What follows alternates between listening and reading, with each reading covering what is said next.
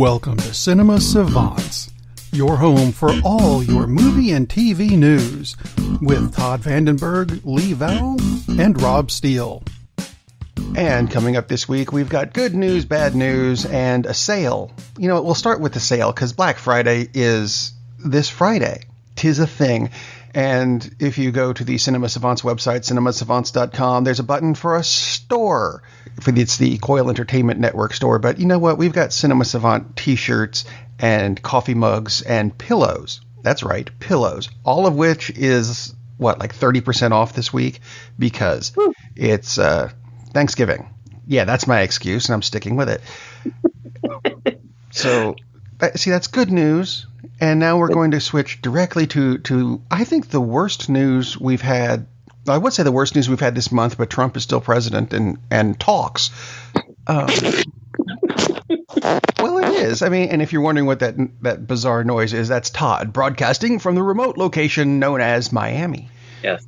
It's remote for him. Very remote for me. We've got ice on the windshields in the morning here, and I'm in Georgia because global climate change doesn't exist. Yeah, no, it doesn't. Unfortunately, technically, I suppose, neither does Stan Lee. That's a horrible segue. I should have done better for him, but I think he would have approved. I think he would have, yes. Stan Lee, mainly known for creating comic book characters, but so many of them wandered into mainstream media through television, especially movies right now. The Marvel Cinematic Universe is everywhere. Coming up on, is Captain Marvel the 21st or 22nd movie? So, I mean, they're closing in on Bond at this point, which is... Yeah, pretty amazing. Yeah. In a considerably less, smaller length of time, but... and he's cameoed, I think, in every one of them, which is excellent. And he's apparently filmed the next several. So we haven't seen the last of him, but he was 95 and died earlier this week, which is very sad. Do you have anything you want to throw in on that? Because... Well, I can say there's really nothing to add. Just Google Stan Lee and everything is there. Or we could talk for Stan Lee for, days, weeks, I mean, months. Literally, right, as in nonstop. He didn't invent comics by any means. He isn't even the sole creator of the Fantastic Four or Spider-Man or Iron Man or the revamped Captain America. No, he didn't create Captain America, but I think he was... on board by the 12th issue, perhaps, of Captain America, like way back when World War II was still going on. So a huge hand in the creation of the comics universe. Of course, never had any ties with DC, but helped popularize the entire genre for everything. So, I mean, it's a huge loss to the community. And yes, he was around for decades doing his job, but just such a nice, friendly guy too. Oh my God, yeah, and an icon for he is the icon for the industry. There's just no way around it, and he helped popularize comics, and he changed the tone by making them real people with real problems. That was his concept. It's like, well, okay, how can we change this up? How can I do something different from Batman, from Superman? And yeah, Superman had his family, but there weren't really family issues, blah, blah, blah. The Fantastic Four was a family, and they had all the problems that families have. And then they would have to fight Dr. Doom or, a race of mole people erupting from the streets in Manhattan. And, of course, that was the other thing, too. He said it in the real world. Yeah. A big change from D.C. with their fictional settings, which were thinly veiled disguises of Chicago and New York, which in the movie... Batman v Superman wound up just across the bay from each other, which, again, another... All of a sudden, it's a West Coast thing. I thought it was New York the whole time. No, it's Oakland and San Francisco. Yeah, it's really... that's another reason Zack Snyder's like the anti-Stan Lee. Man, that dude just doesn't get it. Anyway, but Stan Lee did. I mean, absolutely brilliant. And like you said, everyone that came across him, just a super nice guy. Even Jack Kirby at the end apparently acknowledged that. Because, man, did they ever have a war. But beyond that, that's just a huge loss. Because he was still a big part of everything with the cameos and the comic cons and everything else. So thank you, Stan Lee, for everything. Yeah, exactly. I mean, I grew up with him not entirely knowing that he'd made the comics, but watching Spider-Man and his amazing friends, he introduced every episode, and stuff like that, which was cool, especially once I figured out who he was. Oh, and the letters in the actual comics, the letters page. Yeah, and which I don't have anymore. No, and he would write a full column just talking about things and talking about things that were important and things that kids should be hearing, like, oh, tolerance is a good thing.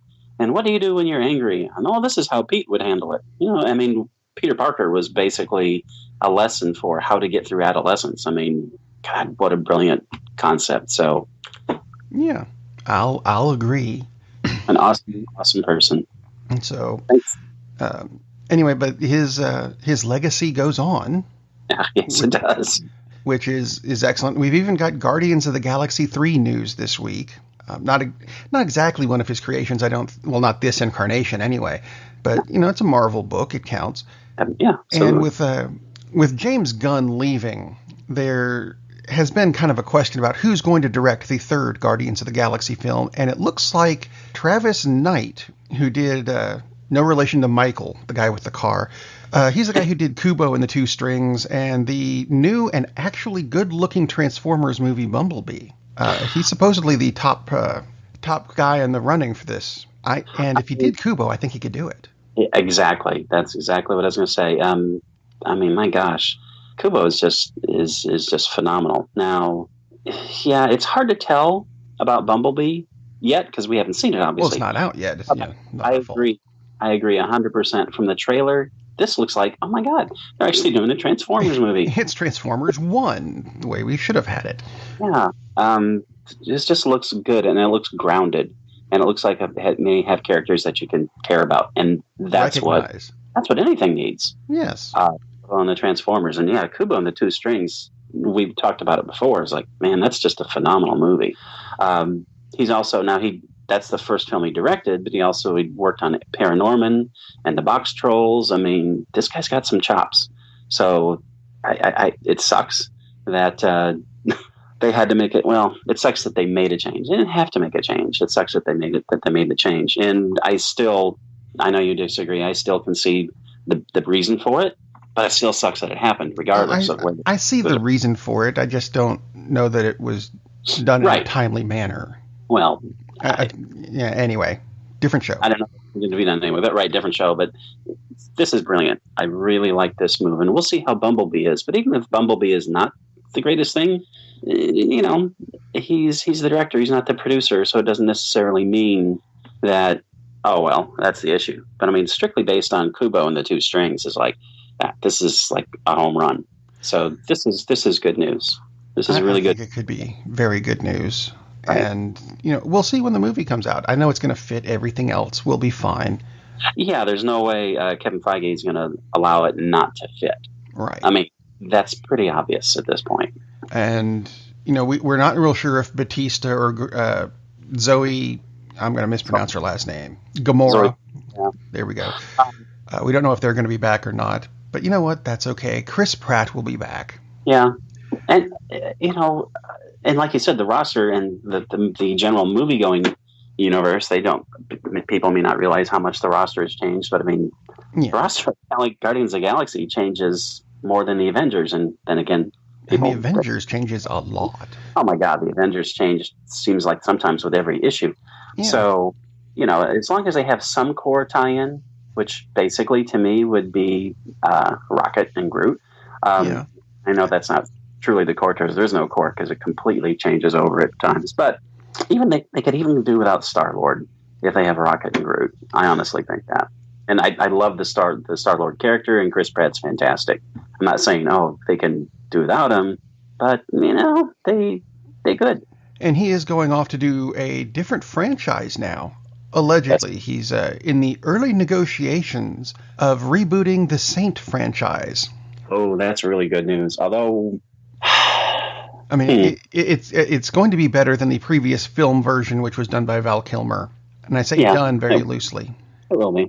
There was a Saint movie just 2 years ago, which was interesting. It was kind of a lower budget version of an attempted relaunch. And like I said, it was interesting. It was worth watching, but it wasn't great either. It was better than the Val Kilmer version, though, which, granted, that's not saying doesn't I take like much. Val Kilmer, damn it, but some of his movies. Oh, I like Val Kilmer a lot. He's awesome. But that movie just didn't work. No. I mean, that's all. Gosh, I'm not sure. I'm not sure about that. Chris Pratt as the Saint. That's not what I envision. Well, I mean, it was originally done on the TV series by Roger Moore, then the Val Kilmer thing, and then I missed the one you're talking about. So, I don't know. Which it's going to be a different take. Obviously, it's going to be more comic because why Pratt? You're not going to do that, right? That would be stupid. And then they'll cross it over with Green Hornet, and everyone will further confuse Chris Pratt and. Oh my God! And I've forgotten the guy whose name who did Green Hornet, but that's okay. Seth Rogen. Seth Rogen, thank you. Because every so often I do get them confused. It was an interesting take on that. I mean, that's going to be a really broad comedy, and the Saint just doesn't fit the character. But doesn't mean they can't revamp it. Personally, though, I just don't see that work for that character as he's been portrayed for decades, because it's an old character. But yeah, who knows? I'm pretty sure. Let me look up, because I vaguely recall having seen some movies from the 40s, maybe, that were the same. I think they were, because it was not a new character when Roger Moore got a hold of it. Oh, no. Yeah, it was. And that was, let me pull up the actor's name, because I don't want to get this wrong and screw it up. No, that's not the right Saint. These are terrible things. George Sanders. All right. And I guarantee you that hardly anybody will recognize the name George Sanders. But a very smooth, suave. He was an outfielder for Houston back in the 80s, wasn't he? That's the guy. Yeah, that's him. But very suave and urbane and very, very dry wit, none of which is Chris Pratt. I think he can actually... it could be kind of like the Michael Keaton Batman thing. I can see him pulling it off. I can see him pulling it off, absolutely. But to me, is like, if you're not going to use Chris Pratt the way people think of Chris Pratt, why use Chris Pratt? But then again, you could say exactly the same thing about Michael Keaton. Right. Michael Keaton, what the hell do you use Michael Keaton for? But obviously that worked. So it could be. Anyway, so Chris Pratt might be doing this for Paramount, who is the ones rebooting The Saint, which is my nice little segue to Paramount is teaming up with Netflix to do some movies, because Paramount is not going to do their own streaming service, thank God, unless it's CBS streaming, which they own. But they may be releasing movies on Netflix, which they're going to kind of consider their streaming service, which is kind of weird, I think. It is weird, but it's also smart. It's smart on both ends. I mean, Netflix gets a major studio, and Paramount gets their pocket streaming service, exclusive with an exclusive window, which happens to have, I don't know how many millions of subscribers Netflix has. A lot. Yeah. And that'll make us happy, because we don't have to pay for another streaming service again. Yes, because another streaming service is coming. I don't know if you caught this, but the big rhubarb over the loss of Filmstruck. I'm getting to that. You're ruining my segues in advance, young man. I'm so smart. I know. It's foreshadowing. Let's move on to coming up after the break. No, I'm kidding. But no, the other Netflix thing that came out this week is they're trying to get Netflix movies Oscar nominated, because they're films, and films get Oscars. That's the way it works. But people from the Academy of Motion Pictures, Arts, and Sciences are not happy with Netflix because of, here's a quote. And let me see if you can figure out what's wrong with this. The quote from an anonymous Academy member, because telling us who you are would, add credibility or something. I'll get to that. The quote is, Netflix is pulling a big con. They're trying to buy their presence and identity as a film company without playing by everyone else's rules. They don't want to take the risk of having bad box office numbers. They're also going to make assertions about how fantastic their crowds were, but there will be no dollars. There's no credibility, thank you, Mr. Anonymous, because there's no accountability. Let me back up. through this whole thing and say, hang on a minute, a credibility and accountability because there's no dollars coming in. When was the last time you saw a big blockbuster that actually made money nominated for an Oscar? And on the flip side, since when does box office have anything to do with Oscar nominations? None. Avengers and Black Panther? No, they're not. They're not nominated for anything. Well, but that's not a criteria for Oscar. No. It's the quality of the film, which has nothing to do with the box office. Other than their ill-fated, stupid, popular best movie, which is how mindless was that? Thank God they scrapped that. Yeah. So this person is angry at Netflix because they're not risking bad box office, so therefore they shouldn't be eligible. There's an awful lot of Best Picture winners who really did not do well at the box office, which is just kind of how things go. I'm trying to think of the last one that did, and I'm coming up with Return of the King. And before that, I'm not coming up with much of anything. That's just so... I can understand why the person decided to be anonymous, because frankly, that's beyond stupid and goes counter to exactly what the Oscars are about. They're not about box office, idiot. Now, the industry... Obviously, it's about box office, but the Oscars aren't. Nope. And you may have a complaint about, well, they're not risking getting bad box office, which, okay. The Color Purple didn't make that much money on its first run until it got nominated. Then it was re-released, and everyone went, oh, now we'll go see it. Which is the typical thing, because that's why they want the Oscar nods, because people think, oh, that's a good movie, because the Academy liked it, and I'll go see it. That happens with every Oscar-winning film. Shape of Water. Which the same thing. I'm just throwing movies out that I can think of that they did that with. And here's the thing: is like Netflix does risk things, because if they release something on Netflix that never made it to the theater, which is most of their things, they're still going to have to be popular. Because if they're not popular, people are going to say, "Oh yeah, that's another Netflix piece of trash. I'm not going to watch one of their original things." They are risking, in a way, box office, because popularity is important to them, because that's how they make their money. By subscribers. And if they turn out a bunch of crap, people are going to say, you know what? It's like, I'm just going to use another streaming service. I'll switch to Hulu. Exactly. So that's just really ill-considered and stupid. Has nothing to do with the Oscars, and Netflix does take a lot of risks. Speaking of ill-conceived and stupid, you sent me the thing on the Regal Holiday Pass. Yes, I did. Which includes it's a pass you can get to go see 4 holiday movies, including Elf and Polar Express. Indeed. One of those has horrific acting, and the other is just one of the scariest horror movies of all time. I mean, seriously, the hell with this David Pumpkins thing. The scariest movie Tom Hanks ever made was Polar Express. That is a seriously creepy movie. And it's not just because Tom Hanks played everyone, including except for that one girl who looked like Oprah. I'm not saying that because she was African American. I'm saying it because she looked like Oprah. There you go. Only shorter, so it's an Oprah Loompa. No. I'm going to catch crap for that, but it's still funny. Anyway. It's funny. Very wow. I think I'll pass on this pass. The Regal Holiday, no thanks, I'll pass.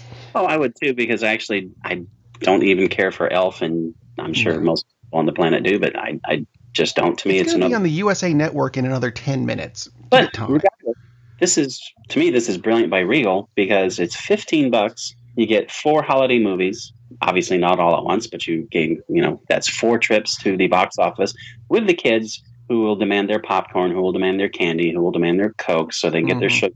Insane.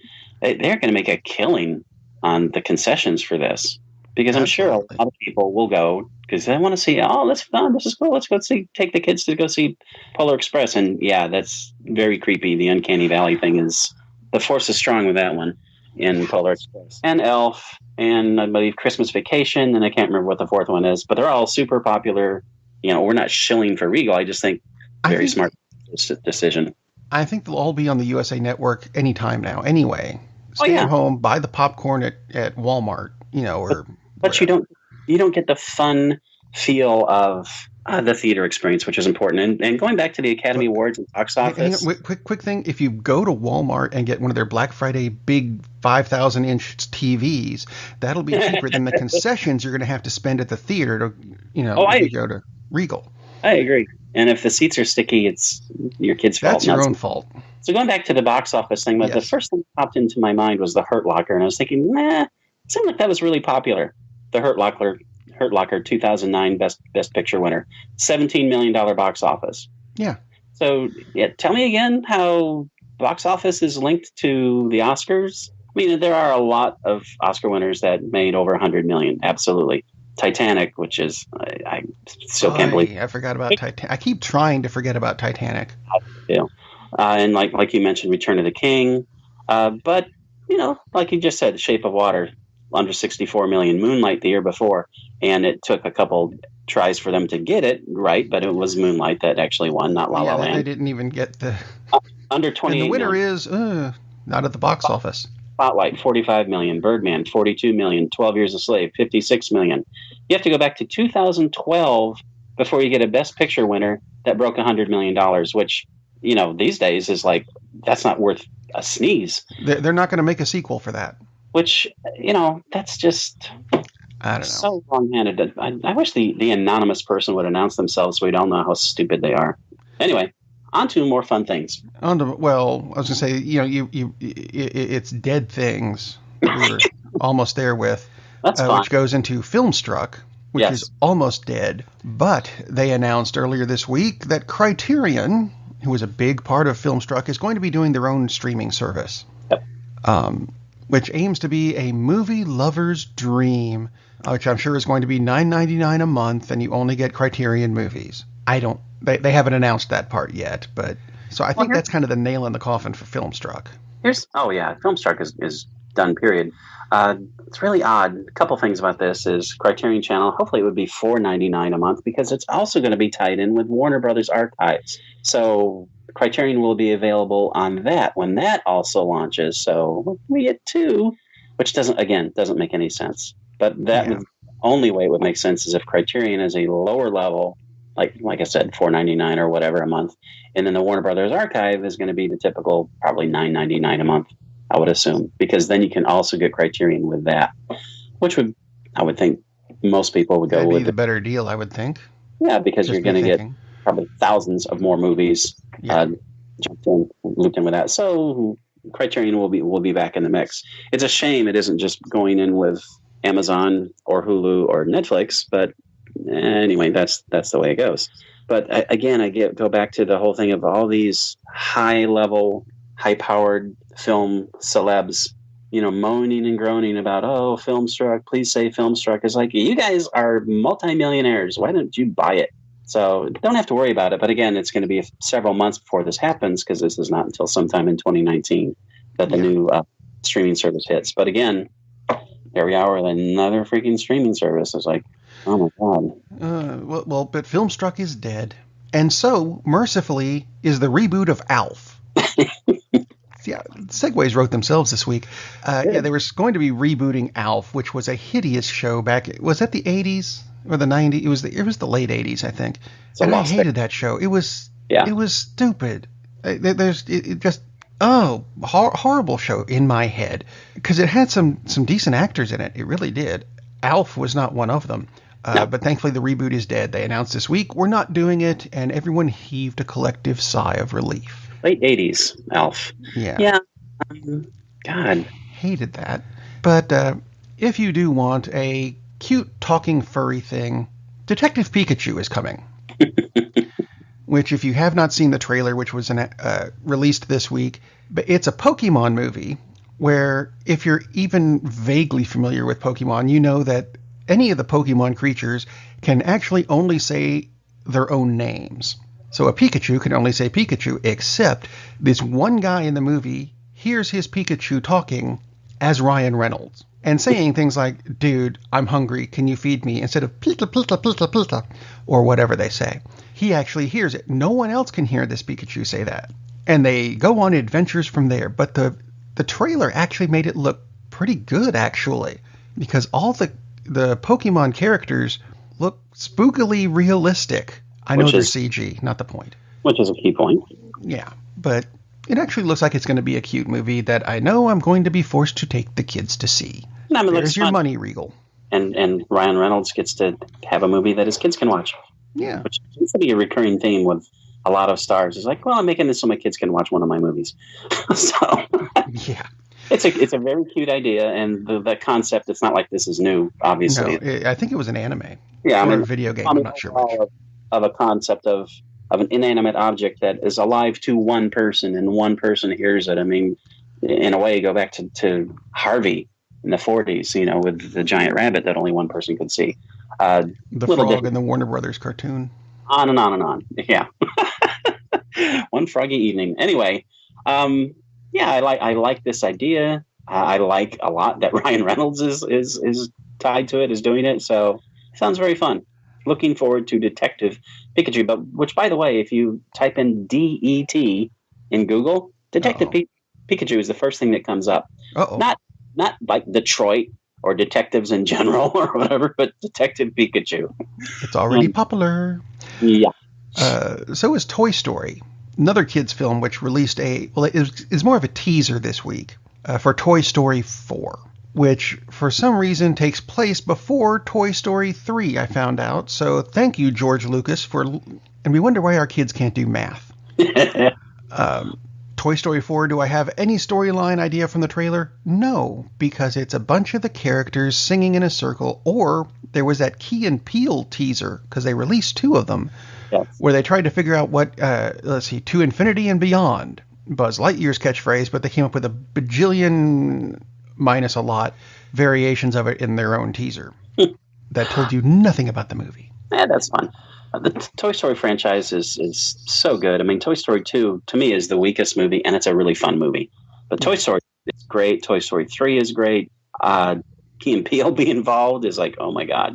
So very much on board for this. But I'm curious because Tom Hanks let his inner Mark Ruffalo out and said something along the lines of, why, this one's really going to make you cry. He's like, yeah, I know. What are you saying? What are you saying, Tom? If Tom Hanks says something's going to make me cry, I'm very concerned about it. As well, Polar Express made everyone scream, so... It's Tom Hanks again. He's everywhere. It's like a horror movie. So anyway, the teasers came out, which is a sneak peek into something which Amazon is going to be doing. Amazon Prime users get to go to Regal Theaters. Actually, there's a list of other theaters that are doing this.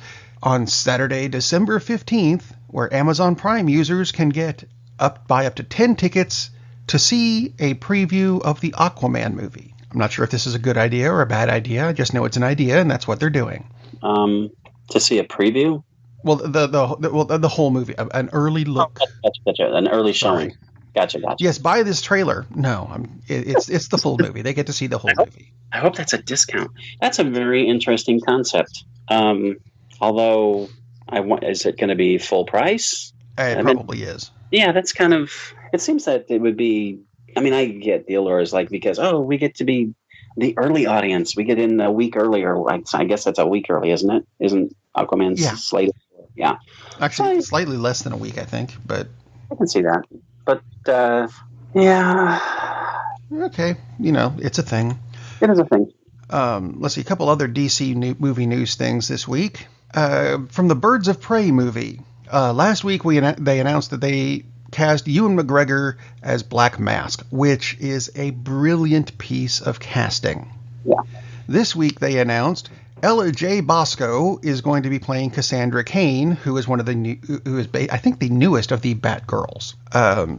My problem with this is Cassandra Cain is supposed to be somewhere between 16 and 18. Cassandra, let's see, Ella J. Basco? Is it Basco or anyway? This little girl, I looked her up. She's 12, looks maybe 8. This version of Batgirl is supposed to be was trained by the League of Assassins, psychotic master martial artist that beat the crap out of Batman when she first popped up, and you're telling me that this 8-year-old is going to pull that off? She's 12, and she'll be 13. She looks 8, and no. That's interesting.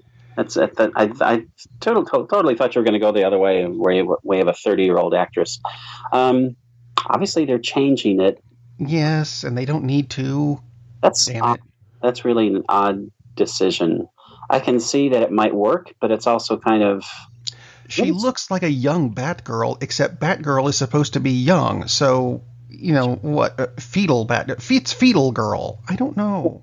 I mean, Robin was not 12 years old when Robin showed up. I mean, I could see Not it the original. if they went right. I can see it if they went a little younger, like 15. Damian Wayne is supposed to be this old, but that's a bit different. And Casting Damian. And maybe that's where they got that from. But it is kind of odd because, the whole Damian Wayne character, I don't really buy into. I think that's just stupid. I mean, the fact that he's Robin and he's doing all this stuff and I don't care who you're reared by and trained by and all the rest of it. And it's like, that's still ridiculous. So, the 12-year-old Batgirl, It's a bit young. Yeah, it seems a bit young. Let's flip that. Casting from the Supergirl TV series, they finally cast Lex Luthor. And it's not who I thought it would be. John Cryer as Lex Luthor. And I can actually kind of see it. I can see it as long as, A, they shave his head, and 2, they don't let him be in total psycho mode like they did in the horrible decision that they made in the DC film universe. It's like, that's not the Lex Luthor character. This manic, psychotic, and it's like, God, it's like, how could you work any harder to get the character wrong? So, no. Yeah. So that's very cool. I think John Cryer could do a very, very good job. Not ever would have thought of, which makes perfect sense. That's why they went that way. Speaking of the DC extended universe or cinematic universe or whatever they're wanting to call it, I saw Mission Impossible 6 this week. No, I'm not doing it on the review show. Lee already did that. But I watched this movie. Through the whole thing, I thought there were two characters when I was looking at one, because I'm looking at Henry Cavill. And with as big a deal as they made about his mustache for this movie, having to digitally remove it for Justice League because he needs it in Mission Impossible 6, every time he came on the screen, I expected that mustache to jump off his face and start a musical or something. I'm expecting it to be its own character, and it wasn't. I thought it would have its own credit at the end of the movie. Henry Cavill is this guy, and his mustache as SpongeBob or something. There was not. He didn't even need the mustache. It made him look like a porn star, that's which Henry Cavill didn't need. It was a good movie. Don't get me wrong, but the mustache was. It was just too much. They did not need to make that big a deal out of his mustache. But that leads me on to something. I don't know if this is misogynistic or not, but we're going to do this anyway. This Friday is Black Friday, as I mentioned before, and if you want something from our shop, go to the website, because it'll be a lot easier than going out and fighting everybody at stores. But we know that this is kind of its own holiday, and it's mainly a female-based holiday, because men wait until December 24th to buy their Christmas presents anyway. That means all the women are going out to go shopping, and I know they're not. Leaving the men at home to do what? Well, we decided to go out and find the most masculine movie of all time for guys to watch this Friday. And I'm going to disagree with some places, because I found a list of the top 25 masculine films on IMDb, and they said number 11 is Top Gun. I'm like, no. I agree with you. No, that it's a masculine. I'll be misogynistic still. That's more of a chick flick with action scenes in it. It's not one of the top 25 macho movies. I agree with you. No. And certainly number 11. No. So what did you come up with for your most masculine movie? I also looked at various lists and blah, blah, blah. And I agree with one of the lists that was on IMDb, created by C. Howard 125. Thank you, C. Howard 125. Unless it's Choward 12.5, which would be cool. So I'm going to call him or her Choward 12.5. 10 most macho movies ever. Number 10 on this person's list is Die Hard. That's pretty strong if you're going with Die Hard as number 10. I'm not going to go through all of them because that would be kind of silly. The Great Escape, a movie I really enjoyed. Yeah. That's number 4 on the list. Totally get that one. Hard Times is number 2, which not many people know about the movie. It is excellent, excellent movie starring Charles Bronson and James Coburn. That's pretty macho right there. Charles Bronson, James Coburn, but their number 1 choice, and I will probably change my mind because that's how top movie lists go. But they have The Magnificent Seven, the original 1960 version, most macho movie ever, and I can agree. There are some women in it, and several of these movies literally have no women in the cast whatsoever. But that's true. There are women in the film, but gunfighters who go to save a poor Mexican village, and it's just it's not Three Amigos. Yeah, it's not. And the machismo just exudes. Charles Bronson, again, is in it. Steve McQueen, Yul Brynner, Eli Wallach as the bad guy. This movie is just like over the top machismo. Definitely a guy movie. And I don't know, literally, I do not know of a single male who does not love this movie. And now Rob's going to say, oh, God, I hate that movie. I don't hate the movie. It's just I'm not into Westerns. I knew it was coming. But to me, the most macho movie. Because it is all about, and they constantly try to show each other up, which, again, part of the machismo. That's a guy thing. That is totally a guy thing. I went, I guess, the same era of movies, just a different genre, I suppose. Went with Goldfinger.